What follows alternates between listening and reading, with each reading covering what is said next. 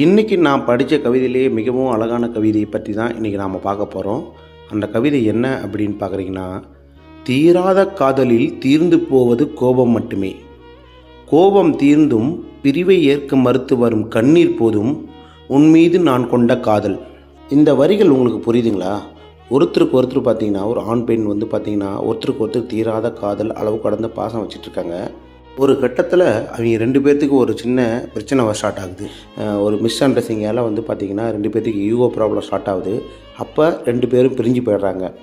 இந்த பிரிஞ்சு போனதுக்கப்புறம் அவங்க இப்போ காதலனோ காதலியோ நினைத்து வரக்கூடிய கண்ணீர் இருக்குது பார்த்திங்களா, அந்த கண்ணீர் தான் உண்மையான காதலுங்க.